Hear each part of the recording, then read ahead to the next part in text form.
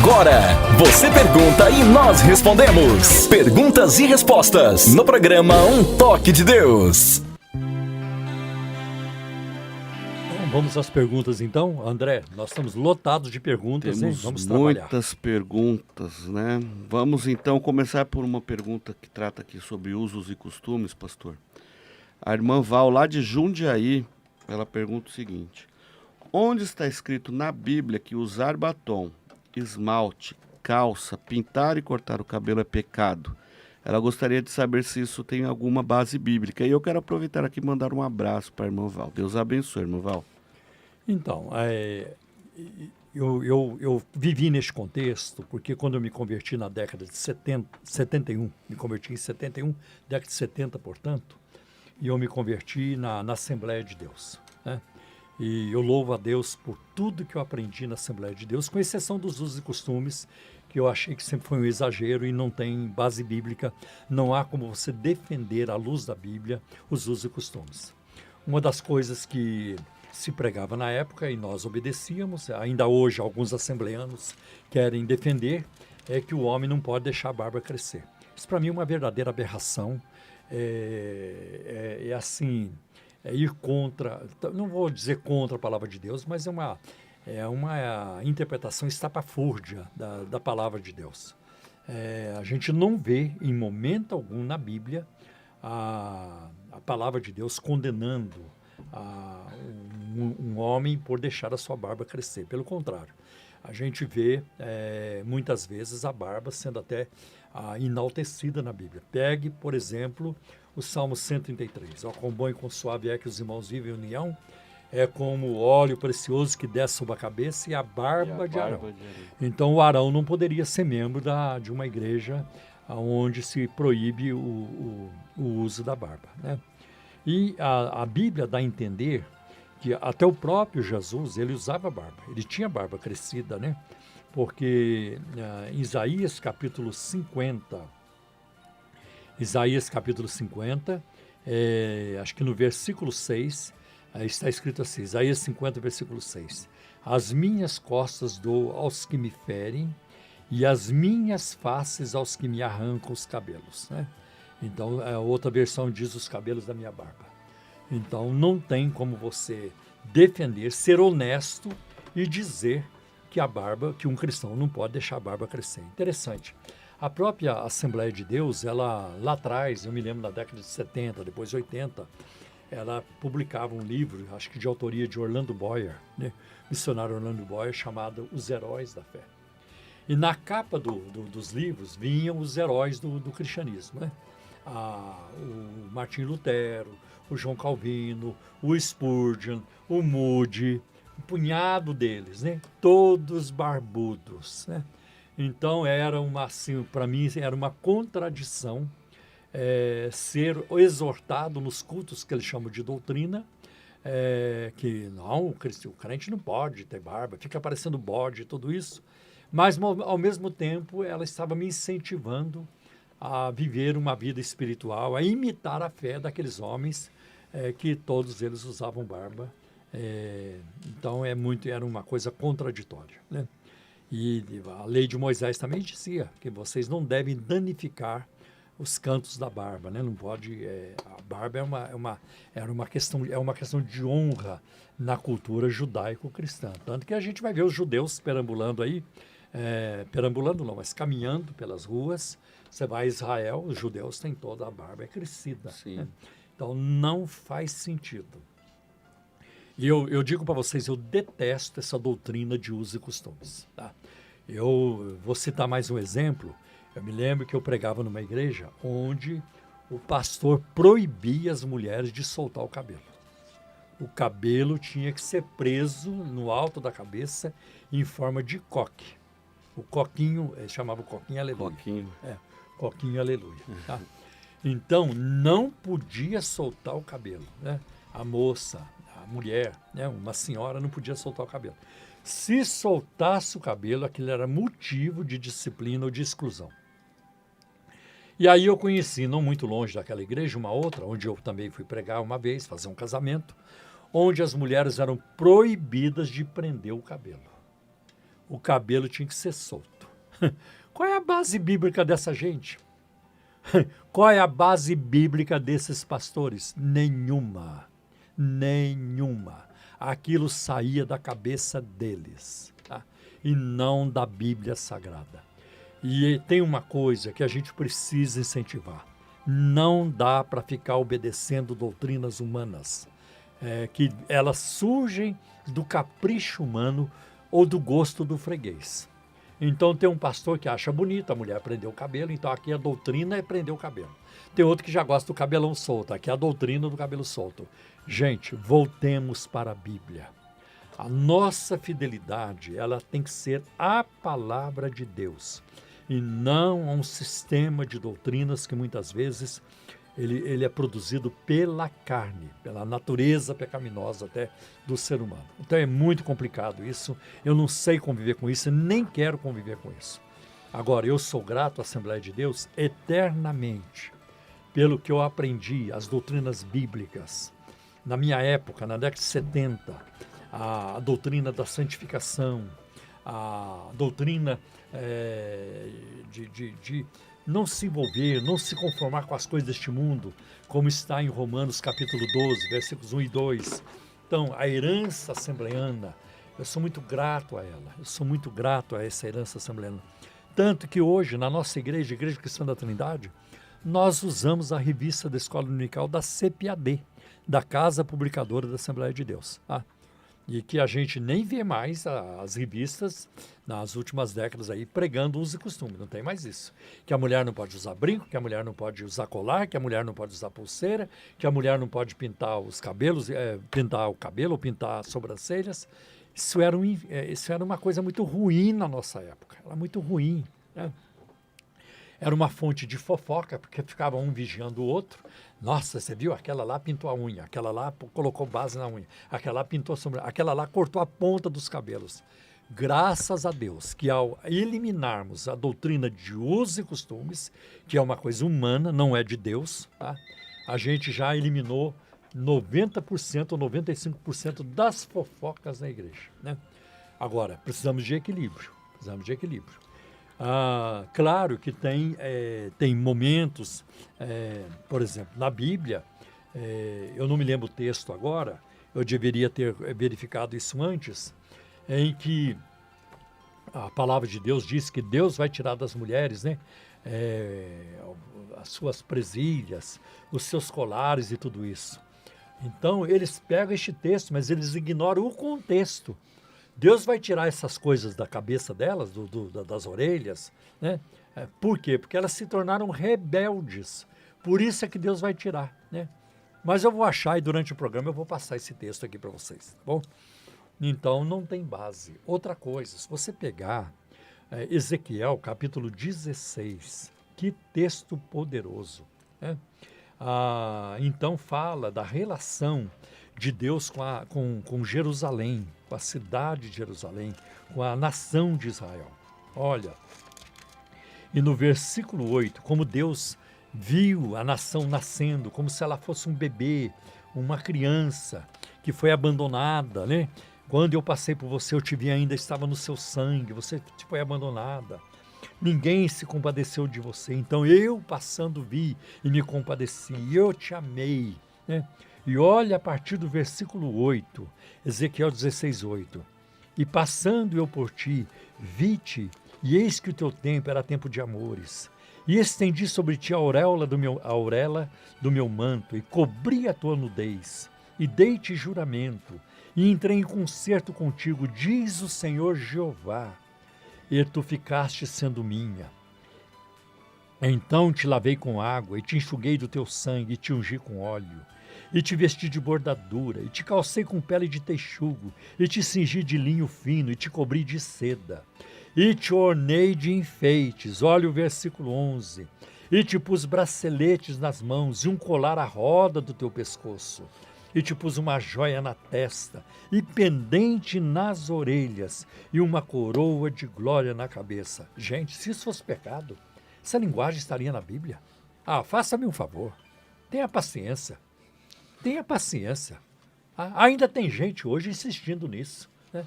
Isso é de uma coisa tão arcaica, tão absurda e antibíblica. Mas você sabe que tem gente que prefere ficar com aquilo que crê do que com aquilo que a Bíblia diz. Com aquilo que decidiu. Né? Com aquilo que decidiu.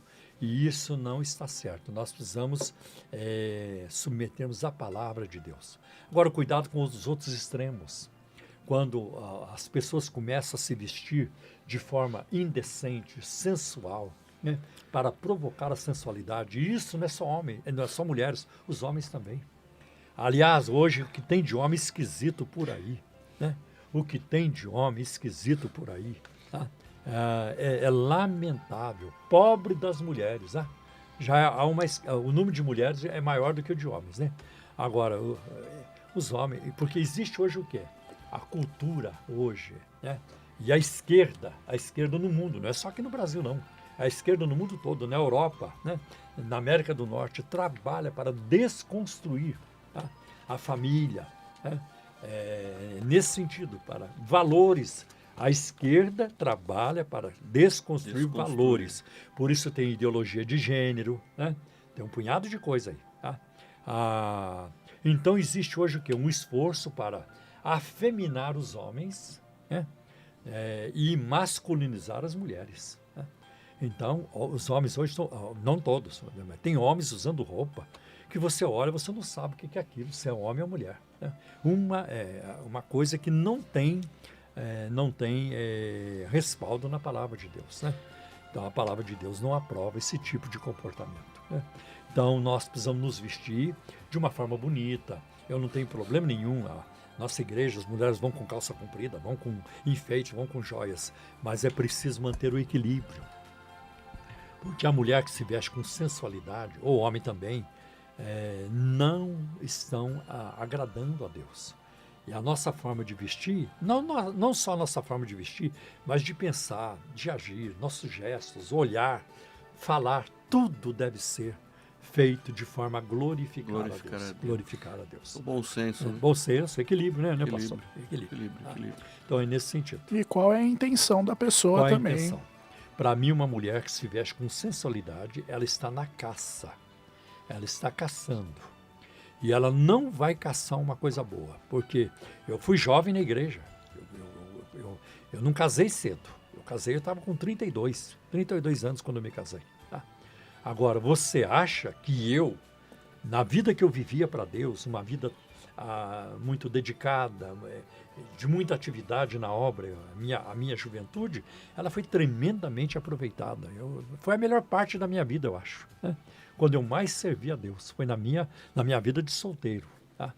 Agora, você acha que eu andaria com uma moça de mini saia do meu lado, vestida de forma sensual, que ela seria minha namorada, seria minha noiva, minha esposa? Deus me livre.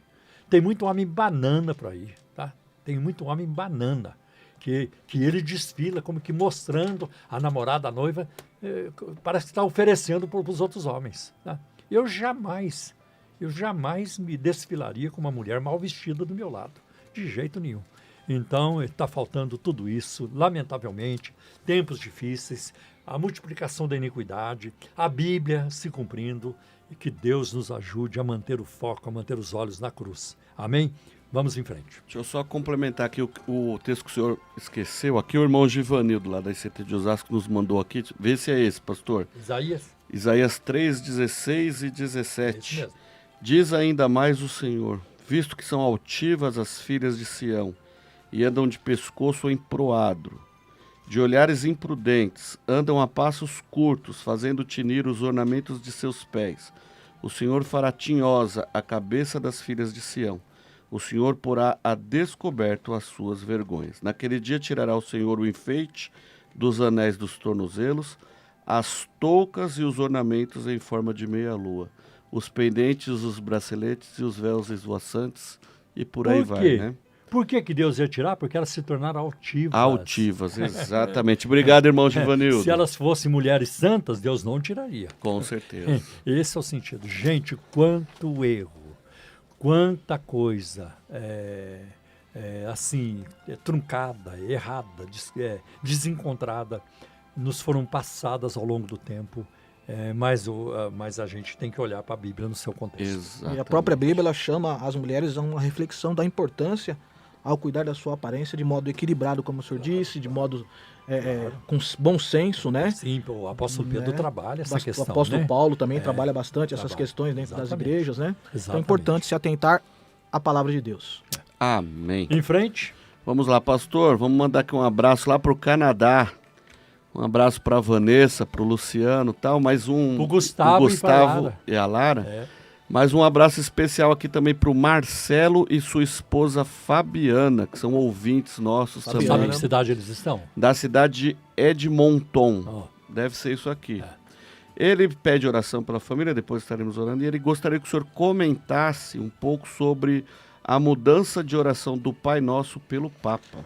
Olha, é interessante, quando você entra para buscar essas informações, mesmo no site da Igreja Católica ou em outros sites como o G1, o site do Globo, o site o Portal Terra, as informações são desencontradas. Então eu preferi pegar aqui uma informação que está no site da BBC Brasil, e ele vai dizer que o seguinte, é que os fiéis da Igreja Católica da Itália vão ter que se acostumar a uma nova forma do Pai Nosso. A mudança não será grande, a mudança será pequena, apenas uma pequena frase. Então, o Papa já anunciou isso, né? Isso já foi anunciado, acho que em novembro.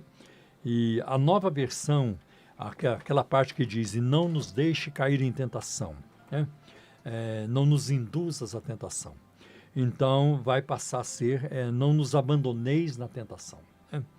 ou não nos induzais na tentação. Parece-me que há uma tendência de manter a mesma coisa como está em português, não nos deixeis cair em tentação. A mudança é mais assim acentuada no italiano, né? No italiano. Parece que o francês também está sofrendo uma mudança, mas é só essa única alteração. Não nos deixe cair em tentação, não nos induzas à tentação, né? Agora, o Papa defende o seguinte, de que Deus é bom e ele não está interessado em armar, como se diz, colocar armadilhas ou passar rasteiro nos seus filhos. Então, ele não vai fazer esse tipo de coisa, então não há sentido em dizer não nos induz à tentação, porque isso Deus não faz, né? Então, é nesse sentido. Deixa eu ver o que mais que eu posso dizer aqui. O Papa mudará no trecho, que em português é lido como não nos deixes cair em tentação. Em italiano, atualmente, mais ou menos assim, não nos induzais à tentação, né? E a nova versão é não nos abandoneis à tentação. Então, quando a gente estiver na tentação, que Deus não nos abandone ali. Então, é nesse sentido. Amém, pastor. Nós temos também aqui a irmã Vera Lúcia, da Assembleia de Deus. Ela pergunta o seguinte: é correto afirmar que os sacrifícios no Antigo Testamento serviam só para abrandar a ira de Deus? Olha, os sacrifícios do Antigo Testamento serviam para isso, mas eles serviam também. Eu acho que tem algumas questões. Eles eram sacrifícios expiatórios. E o termo expiar, no seu sentido original, é tornar-nos aceitáveis, agradáveis diante de Deus. Agora, eu creio que existe uma outra razão aí para os sacrifícios de animais no Antigo Testamento que Deus estabeleceu ao povo de Israel. Para mostrar ao povo, a necessidade que o povo tinha de se purificar dos seus pecados. E isso aí é uma coisa muito importante. Para mostrar às pessoas, aos judeus, que eles tinham necessidade de serem purificados dos seus pecados. Agora, o sangue de ovelhas, de bois, de bodes, né, de animais no Antigo Testamento, podia tirar o pecado do povo? Então, eu vou pedir para o Wagner ler um texto que está em Hebreus, capítulo 10, e o versículo 11. Versículo 11, pastor. Isso, por favor. Positivo. Estou lendo aqui na versão NVI, pastor. E diz assim no versículo 11 do capítulo 10 do livro de Hebreus: dia após dia, todo sacerdote apresenta-se e exerce os seus deveres religiosos, repetidamente oferece os mesmos sacrifícios, que nunca podem remover os pecados. Veja bem, o escritor de Hebreus trabalha muito essa questão, essa relação entre a lei e a graça, o Antigo e o Novo Testamento. Ele trabalha muito isso. Graças a Deus pelas cartas de Hebreus e de Gálatas. Né? Hebreus e Gálatas. Agora, quem pode tirar os pecados? Né? É muito interessante quando João Batista apresenta Jesus em João capítulo 1, no Evangelho de João capítulo 1, e no versículo 29 ele diz assim: eis o Cordeiro de Deus, et agnus Dei, glória a Deus. tolli peccata mundi, eis o Cordeiro de Deus que tira o pecado do mundo. Cristo, ele veio para tirar o pecado, Aleluia. não apenas para encobrir o pecado. Então, o livro de Hebreus trabalha sobre isso. Hebreus 9:22 diz: sem derramamento de sangue não há remissão. Que era impossível que o sangue de ovelhas e de bodes removesse os pecados. Mas o sangue de Jesus, sim. E uma outra coisa interessante que nós vemos em Hebreus capítulo 10, o Wagner leu o versículo 11, é que o escritor de Hebreus, ele mostra, ele demonstra, e ele lembra isso aos judeus e aos seus leitores, de que os sacerdotes faziam sacrifício todos os dias. Mas no versículo 12 diz: mas Jesus, ele fez um sacrifício somente uma vez, um único sacrifício pelos pecados. Aleluia. Porque o sacrifício de Cristo foi perfeito. Aleluia. Ali, a vítima era perfeita, a oferta era perfeita, né? Tudo era perfeito. Né? Então, em Cristo nós temos um sacrifício perfeito que não precisa ser repetido. Amém. E aí a gente entra na questão dos sacrifícios que estavam na lei. E aí eu estou com o texto de Gálatas 3 aqui, né? Que a lei, ela serviu de aio. Olha aqui, ó, Gálatas 3:24. Diz assim, ó, de maneira que a lei nos serviu de aio para nos conduzir a Cristo. Sim. Aleluia. Aleluias, né? A fim de que fôssemos justificados por fé. Mas tendo vindo a fé, já não permanecemos subordinados ao aio, né? A lei. Né? Pois todos vós sois filhos de Deus, mediante a fé em Cristo Claro, a lei serviu Jesus. de guia, né? De um condutor. Porque os sacrifícios de animais do Antigo Testamento, todos eles apontavam para o sacrifício perfeito de Cristo na cruz. Né? Exato. Louvado seja Deus. Por isso que Cristo seja é comparado ao Cordeiro, né? Porque os cordeiros eram sacrificados. Jesus Cristo foi a propiciação pelos nossos propiciação. pecados de uma única vez. Uma única vez. Sendo um sacrifício perfeito e Glória a único. Deus. E não foi no sangue de animal, mas o sangue de Cristo aspergido que nos tem feito Por para isso que nós sempre. somos feitos agradáveis. Agradáveis a Deus. Louvado. Ele é a propiciação pelos nossos Aleluia. pecados, e não somente pelos nossos, mas pelos do mundo todo. Do Está lá em mundo. 1 João, capítulo 1. Pontos Amém. primordiais do pregação do Evangelho. Glória a Deus. Glória a Jesus é muito mais do que isso. Louvado seja Amém. Deus. Pastor, a Maria de Itaquera diz o seguinte: eu participei de um estudo com os adventistas do sétimo dia pela internet. E no dia que eu comentei sobre as pessoas que não aceitaram a Cristo, que debocharam, que cometeram pecados terríveis, assim como Hitler, arderiam no lago de fogo e enxofre, como Jesus diz na Bíblia, assim eu falei para eles, e me responderam que a pessoa apenas morre.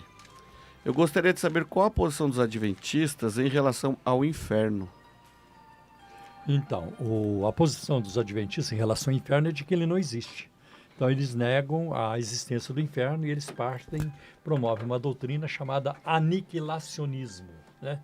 De que quando o ímpio morre, ele deixa de existir. Né? Mas isso não tem respaldo bíblico. Né? A gente podemos ver nas próprias palavras do Senhor Jesus, em Mateus capítulo 25, quando Jesus fala dos bodes à sua esquerda, as ovelhas à sua direita, ele então profere juízos, né? E recompensas para ambos os lados. E quando chega no versículo 46, Mateus capítulo 25, versículo 46, irão estes para o tormento eterno, mas os justos para a vida eterna. Amém. Então, o mesmo termo no grego que descreve a vida eterna, descreve também o inferno. Castigo eterno. Então, se o inferno não é eterno, se ele não existe, Então, a recompensa eterna, a vida eterna, também ela não existe. Então, os crentes podem desistir porque não vão para o céu, porque nós vamos sermos aniquilados, né? E nós não vamos existir. Isso não é verdade.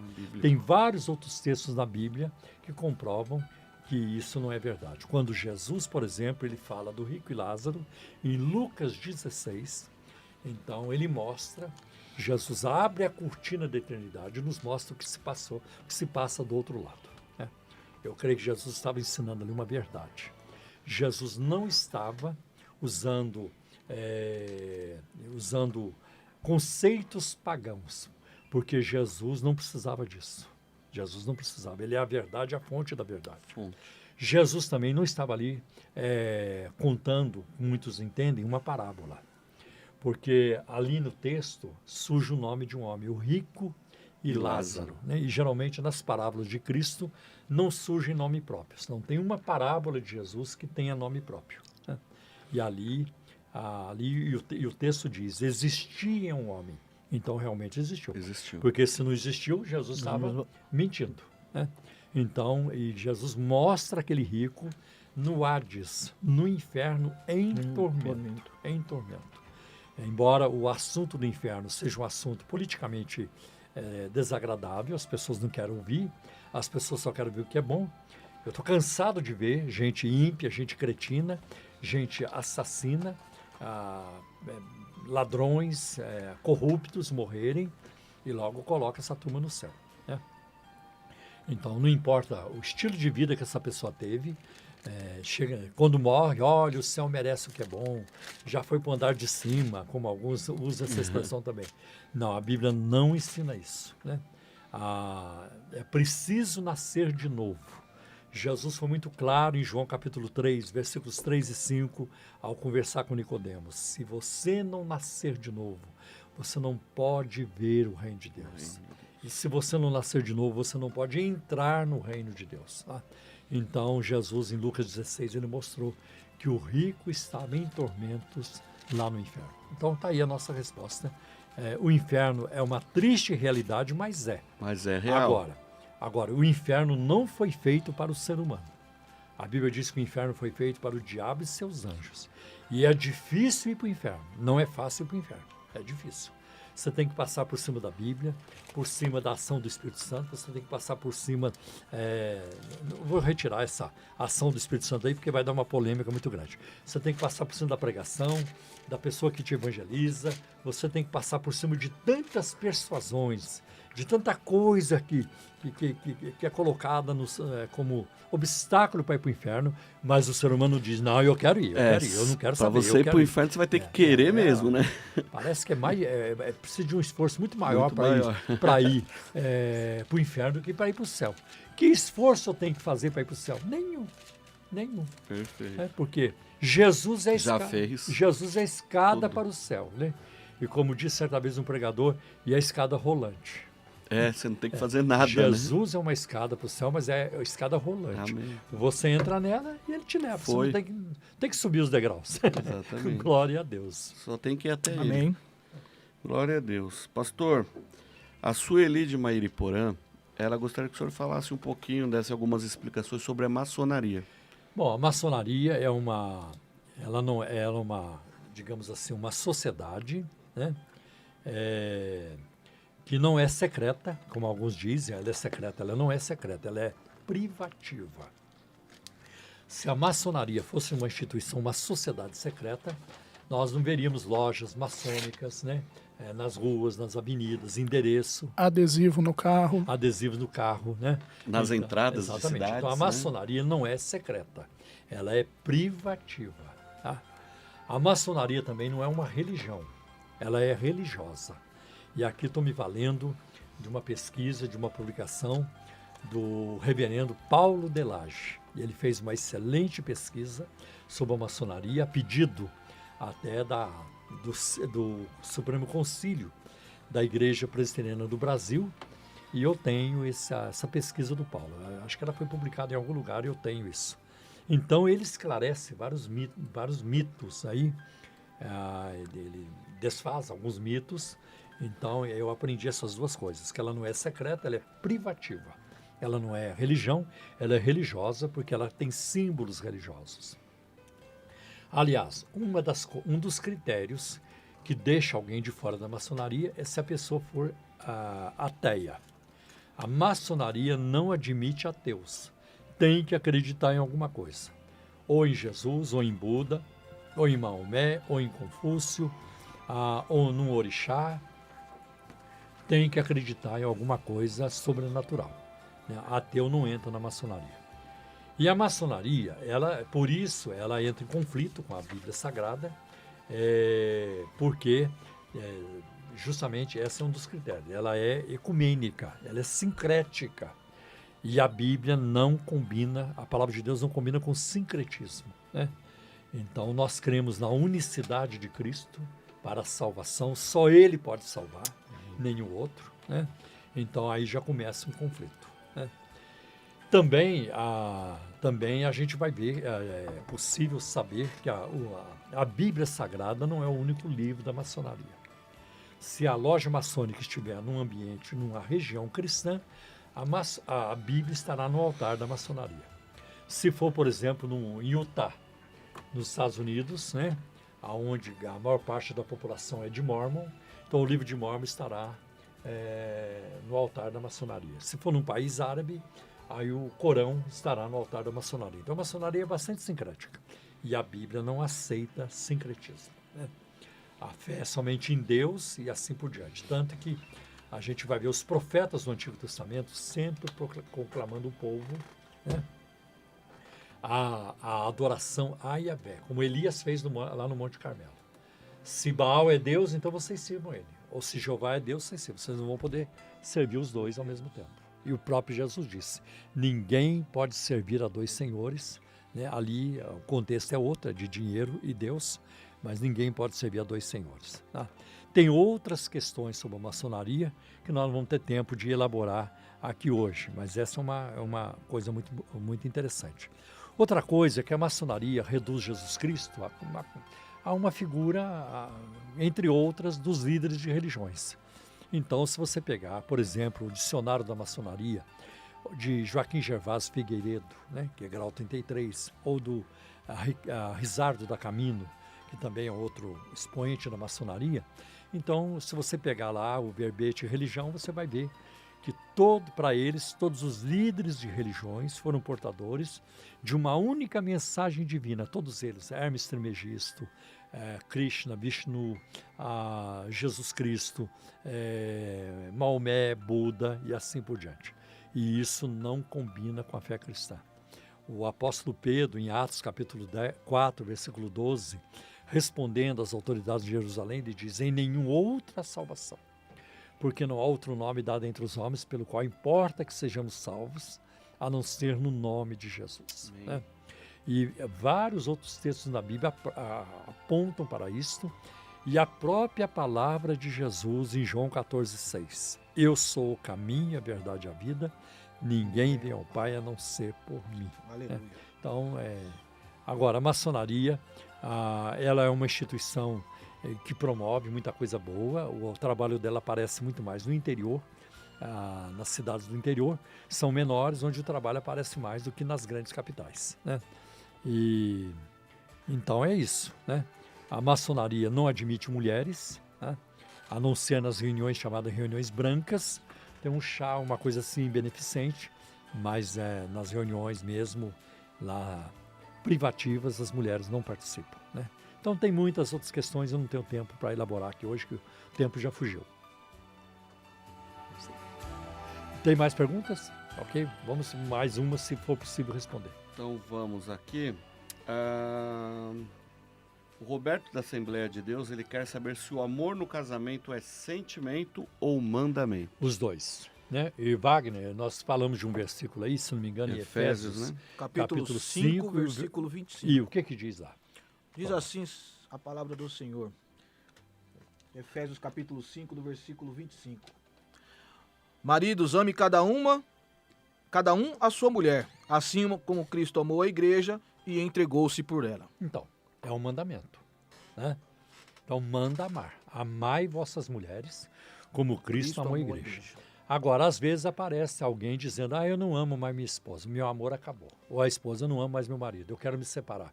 Isso não é base para divórcio. Isso está errado, isso é pecado aos olhos de Deus e à luz da palavra de Deus. Não ama mais? Vai continuar junto, né? Mas nós vamos trabalhar essa questão no próximo programa, porque não dá mais tempo. E eu gostaria de elaborar um pouco mais sobre essa questão do amor no casamento como um compromisso, como um mandamento, como uma atitude. Aliás, é uma área também que você trabalha muito, né, Wagner? Sim, pastor. Trabalha muito. Vamos Então, ver. vamos elaborar isso melhor, Pra semana que eu acho que vem. nós vamos ajudar muita gente.